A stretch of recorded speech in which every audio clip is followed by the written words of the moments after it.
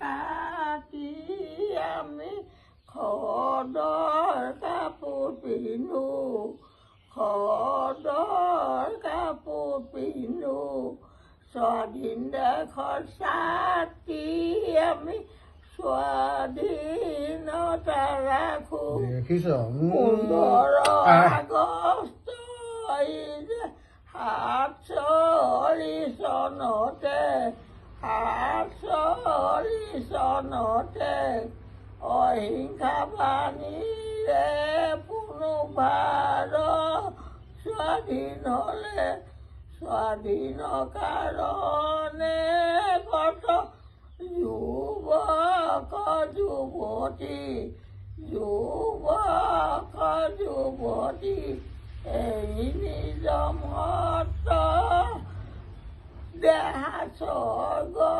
কুশলিলে কুশল কোঁৱৰ কনক লতা ভোগে চৰিয়া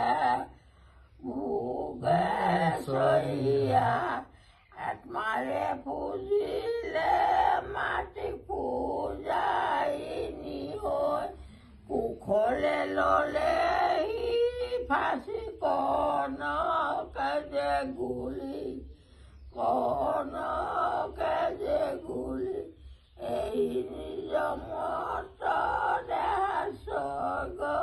কুশলিলে 93 বছৰ এই একদম তেতিয়াৰ দিনত আন্দোলনৰ গীতবিলাক মনত ৰখাটো অলপ কাহিনী নেকি তই ক নিজে ভাব হা আমাৰ ভাৰতৰ স্বাধীনতা আন্দোলনত কমিউনিষ্ট আন্দোলনত বা খগেন বৰবৰুৱাৰ লগত গৈছিলে স্বাধীনতা আন্দোলনত আপোনালোক কাৰ লগত গৈছিলে ন স্বাধীনতা আন্দোলন পাইছিলে না 47টো পাইছিলে না নাই পোৱা নাই পাহৰিলে ন আৰু কাৰ লগত ফুৰিব সেয়া হৰিনাৰায়ণ বৰুৱা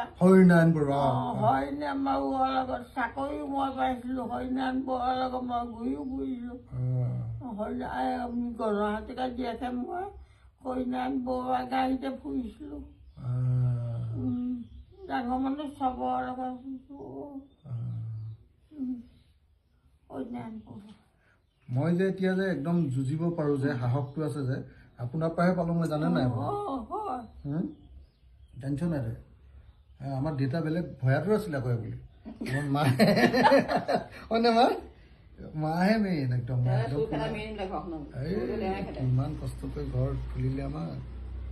কি কম